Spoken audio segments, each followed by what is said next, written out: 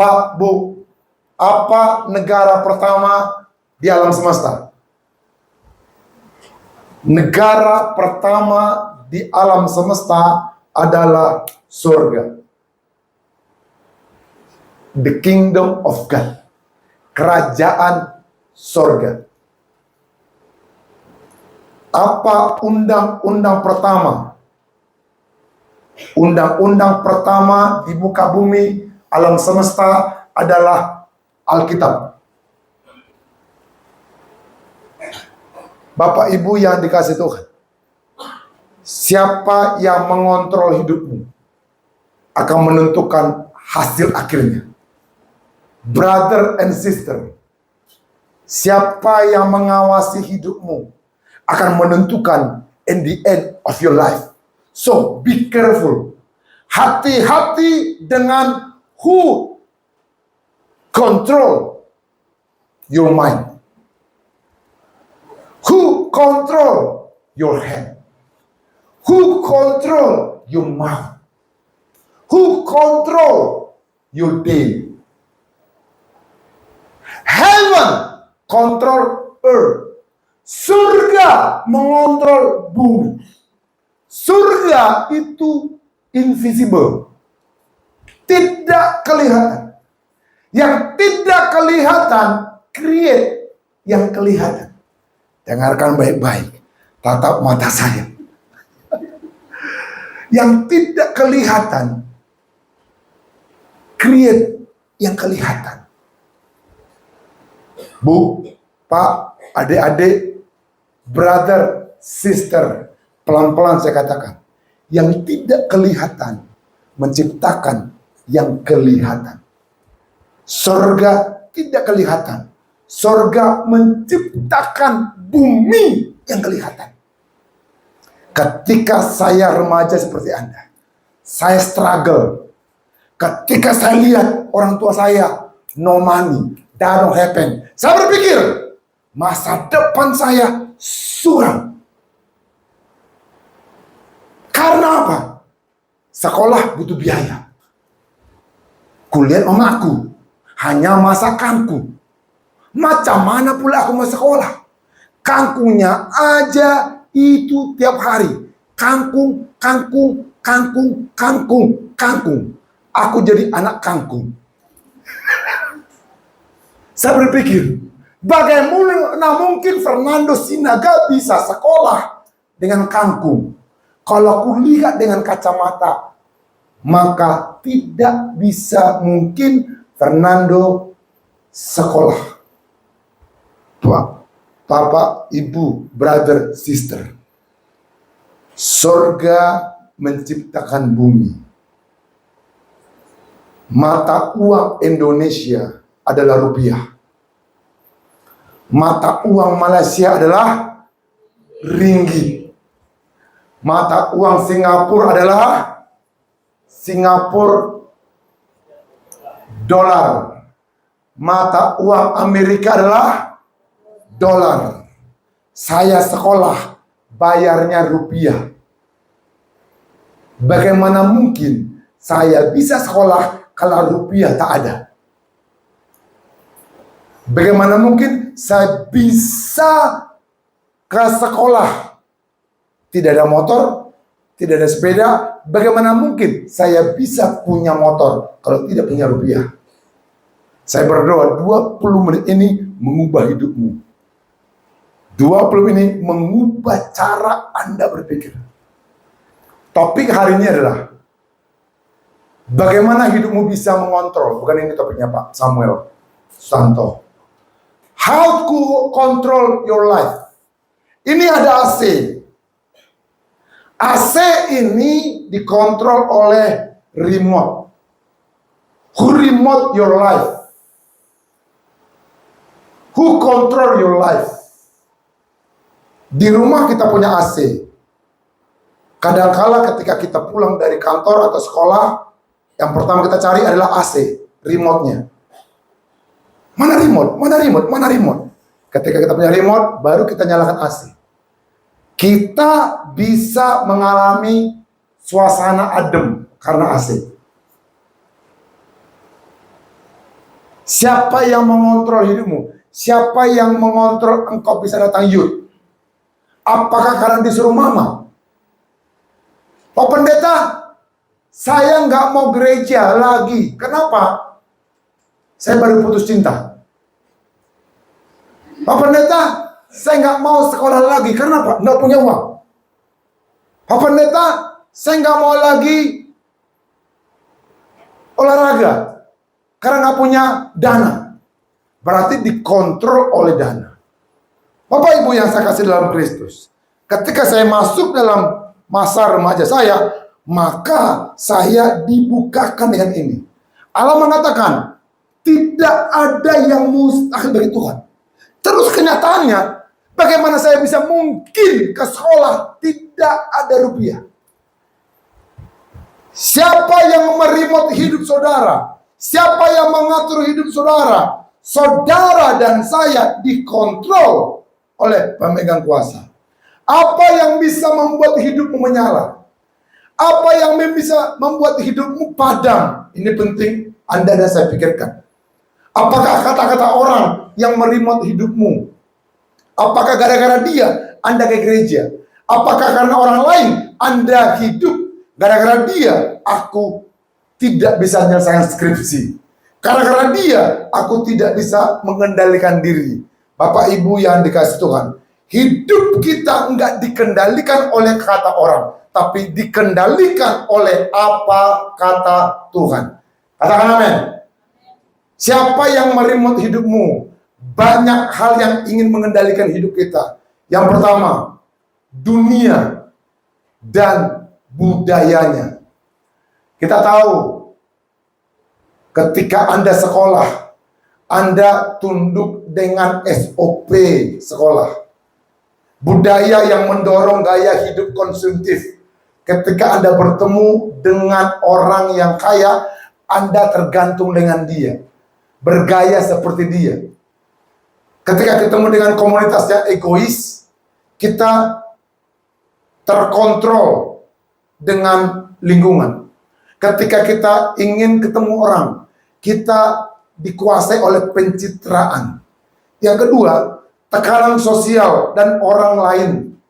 Banyak yang ingin mengendalikan Anda, yaitu pressure, tekanan sosial dan orang lain. Yang ketiga, banyak yang mengendalikan kita, yaitu dosa dan keinginan daging.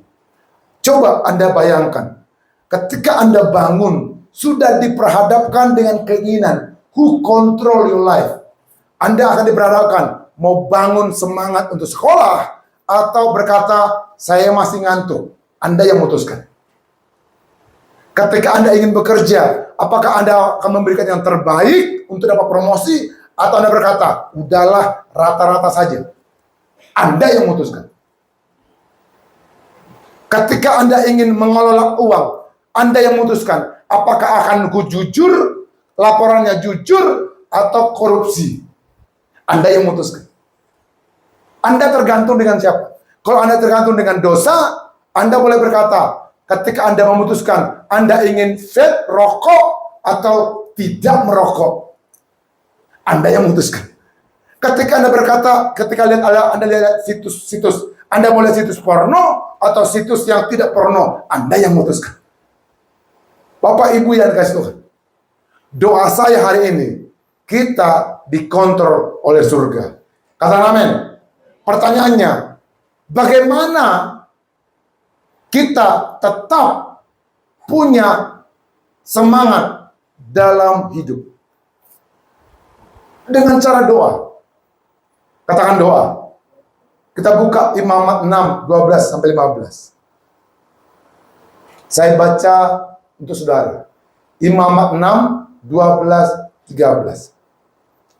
Api yang di atas mezbah itu harus dijaga supaya terus menyala. Jangan dibiarkan padam. Tiap-tiap pagi imam harus menaruh kayu di atas mezbah, mengatur korban bakaran di atasnya, dan membakar segala lemak korban keselamatan di sana. Ayat 13. Harus dijaga supaya api tetap menyala. Katakan tetap menyala. Katakan tetap menyala. Di atas mezbah janganlah dibiarkan padam. Saya masih teringat ketika saya masih remaja, pandangan saya, fakta mengatakan orang tua struggle untuk biaya saya kuliah. Karena rupiah tidak ada. Mata uang Indonesia rupiah. Ternyata ada mata uang kerajaan surga. Apa mata uang kerajaan surga? Apa currency a kingdom of God?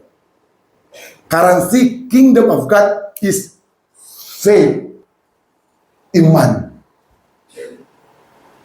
Kalau Anda mengandalkan rupiah dan Anda tidak punya rupiah, Anda tergantung dengan rupiah sehingga langkah kakimu, langkah pendidikanmu, langkah pekerjaanmu akan dikontrol oleh rupiah. Dan itu terbatas. Buka mata, buka telinga. Saya mengalami breakthrough ketika saya SMA, high school. Ketika tamat SMP, saya struggle. Mau kampus, mau sekolah di mana? SMA mana? Di sana ada satu SMA yang terkaya, yang terbaik di Sumatera. Saya sebutlah namanya SMA Chevron. Punya Caltex, punya perminyakan. Di situ ada helikopter, di situ ada bus, di situ ada softball, kolam renang, paling komplit di Sumatera. Namun untuk masuk ke sekolah itu perlu spesifik, biaya yang tinggi. Bukan hanya intelijensia atau IQ yang tinggi, tapi perlu rupiah yang tinggi. Saya bertanya sama Tuhan, Tuhan, rupiah mama saya nggak punya. Tuhan, rupiah papa saya nggak punya. Tapi saya punya Tuhan. Katakan saya punya Tuhan. Katakan saya punya kreator. Katakan saya punya pencipta. Ketika saya dealing sama Tuhan, Tuhan confess, Tuhan mengakui, Fernando, do you have faith? Currency di alam roh adalah iman. Alkitab berkata, iman timbul dari pendengaran dan pendengaran firman Kristus. Rupiah datang dari kerja dan kerja. SMP saya nggak bisa kerja, nggak bisa ngasakan uang. Tapi ketika saya mengerti ayat ini, saya sering dengar firman. Ketika saya sering dengar firman, iman saya timbul. Berarti ada terobosan. Katakan terobosan. Ketika saya ngerti ini, Tuhan, saya tidak punya rupiah, tetapi saya akan dapatkan iman dari firman. Setiap pagi, dengar ini. Api yang di atas mezbah itu harus dijaga. Katakan harus dijaga. Mesti konsisten. Mesti disiplin untuk terus menyala. Katakan menyala. Katakan menyala abangku. Coba salam dulu. Menyala abangku. Salam dulu kiri kanan. Salam menyala kakakku.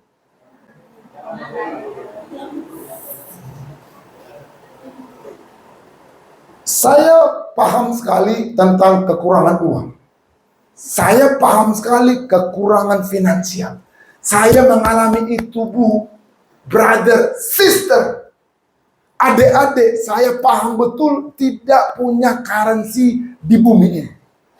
Bayangkan baju saya sekali setahun baru ganti. Ketika tahun baru mau Natal, di gereja lamaku di Pekanbaru ada namanya Pajojor Hall, liturgi. Kalau mau liturgi baru ada baju baru sekali setahun. Kalau udah bolong bulan ketiga, bulan 4 nggak bisa dibeli. Kenapa? Don't happen. Tidak ada duit. Sejak itu saya berdoa. Jangan dibiarkan menyala, jangan dibiarkan padam. Imamat. Jangan biarkan padam. Tiap-tiap pagi imam harus menaruh kayu. Bapak, Ibu, putra-putri generasi baru, anak muda. Ketika Anda terus maintain, menaruh kayu, menaruh semangat di doamu dengan firman, di situ imanmu bertambah. Sehingga Anda punya currency di alam roh. Ketika Anda punya currency di alam roh, Anda bisa asking, Anda bisa minta yang besar dari surga. Tadi saya katakan, surga yang kontrol bumi, heaven control earth, yang tidak kelihatan mengontrol yang kelihatan. Saya memang tidak kelihatan. Ketika saya berdoa, menaruh kayu di atas mezbah, mengatur korban bakaran di atasnya, dan membakar segalanya. 13 harus dijaga supaya api tetap menyala. Ketika hati saya berkobar-kobar, saya berdoa pada Tuhan, demi nama Yesus, saya akan masuk SMA terbaik itu. Bapak saya ketawa, Fernando, dari mana uangmu? Mama saya ketawa, dari mana uangmu, Nando? Udahlah, gak ada uang mamamu. Mama saya nggak ngerti. I have currency. Saya punya mata uang surga. Mata uang surga adalah iman. Ketika iman saya bertambah dan bertambah, baru saya mengadakan pertukaran. Tuhan, I want go to the school. Tuhan nanya, where is your faith? I have faith. Yang ngerti katakan amin. Kita berikan tepuk tangan bagi Tuhan ini. Tidak ada kata-kata gagal kepada orang yang beriman. Tidak ada kata-kata miskin kepada orang yang beriman. Jadi miskin atau tidak miskin depend on your faith. Kenapa Anda miskin? Kenapa Anda kekurangan? Kenapa masih mengembara? Pindah kemari? Kenapa tidak ada breakthrough dalam hidupmu? Because harus dijaga supaya api tetap menyala. Jangan biarkan padam. Sebab itu saya mengajak seluruh anak-anak muda. Setiap pagi, senantiasa, Anda mesti disiplin meningkatkan imanmu melalui firman dan doa. Ada amin? Kita berikan tepuk tangan bagi Tuhan Yesus. Hari ini ada 4 doa. Jenis doa. Yang pertama, doa penyembahan. Yaitu mengagumi pribadi Tuhan. Waktu kita tutup mata, jangan langsung minta, tapi penyembahan dulu. Ketika kita berdoa, jangan meminta pokok doa dulu, tapi menyembah dulu. Ketika Anda dan saya menyembah, maka Allah mengalami tekanan. When you worship God, God mengalami pressure untuk memberkati Anda. Poinnya di situ. Ketika Anda worship, angkat tangan menyembah Tuhan, Tuhan akan mengalami tekanan dan Dia segera mendengar doamu. Anda ingat cerita Paulus dan Silas? Dia sedang dipenjara, dikekang, terbatas, geraknya terbatas, aktivitas terbatas karena dipenjara dengan besi. Dia tidak minta kebebasan, tapi dia mengagungkan Tuhan. Alkitab berkata, mereka memuji-muji Tuhan. Mereka menyembah Tuhan. Hari ini saya mengajak Bapak Ibu yang mengalami keterbatasan keuangan, yang mengalami keterbatasan karir, sudah 45 tahun masih kontrak. Something wrong with you. Ternyata Anda mesti kembali ke awal. Doa penyembahanmu akan mengubah keadaanmu. Doa penyembahanmu akan mengubah hidupmu. Ketika Anda menyembah Tuhan, maka yang terbatas Tuhan ubahkan menjadi tidak terbatas. Ada amin? Kita berikan tepuk tangan bagi Tuhan Yesus. Yang kedua, setelah dia melakukan penyembahan, baru pengucapan syukur. Banyak berterima kasih sama Tuhan. Orang yang banyak bersyukur akan bahagia hidupnya. Orang yang banyak komplain akan mengeluh walaupun berkat yang ada. Dia tidak menikmati kasih karunia kebaikan Tuhan di dalam hidupnya. Orang-orang yang menerima currency, orang-orang yang menerima mata uang surga adalah pengucapan syukur. Anda ingat ketika 5 roti 2 ikan terjadi di 5.000 kelaparan. Lihat, mereka tidak punya dana. Mereka tidak punya uang. Mereka tidak punya harta untuk memberi makan 5.000 orang makan. Tapi apa yang terjadi? The power of giving, the power of thanksgiving, kuasa pengucapan syukur. Bersyukurlah dengan Tuhan. Bersyukurlah dengan kebaikannya. Ketika Anda selalu bersyukur, sekalipun faktanya mengatakan engkau kekurangan, di situ terjadi terobosan ilahi. Amin. Doa saya malam hari ini, terjadi breakthrough dalam hidupmu. Amin. Bersyukurlah pada Tuhan. Bersyukur hidupmu diberkati. Bersyukur hidupmu masih bernafas. Bersyukur hidupmu mengalami perubahan. Ketika saya SMA, sudah masuk ke sekolah yang terbaik itu, di situ saya berani memutuskan cita-cita. Saya masih ingat. Cita-cita saya kali itu adalah to be a leader in one company. This is my dream ketika kelas 1 SMA. Faktanya mengatakan saya orang yang paling dibully. 1 SMA. Kenapa? Saya suka berkata-kata tapi gagap. Ketika saya gagap, saya dibully orang. Itu Sinando bahasanya aja. Hampir semua wanita tidak mau lirik saya. Karena apa? Terbata-bata. Hampir semua wanita kelas 1 SMA tidak mau bersapa dengan saya. Kenapa? Saya sekolah dari rumah ke sekolah itu jalan kaki. Marda Lepat. Ibu tahu Marda Lepat? Jalan kaki dari rumah. Jauhnya berapa? Hampir 5 kilo. Yang lain ini kan sekolah mahal, unggulan. Semuanya pakai supir. Semuanya pakai mobil sendiri. Saya jalan kaki. Orang lewat, siapa tuh? Fernando. Siapa tuh? Fernando. Kelas 1 SMA. Tapi saya tidak memperkatakan fakta.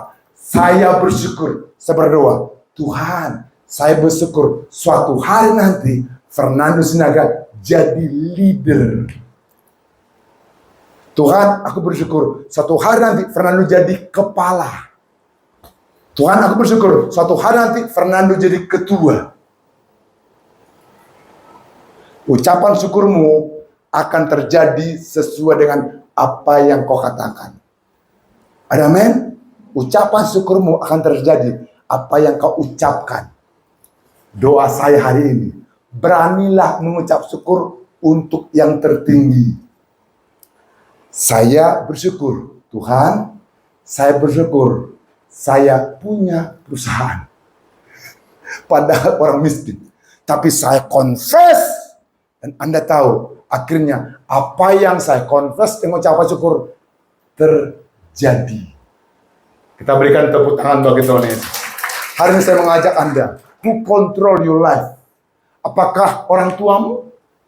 Pak Pendeta, orang tua saya pengangguran, nggak bisa sekolah.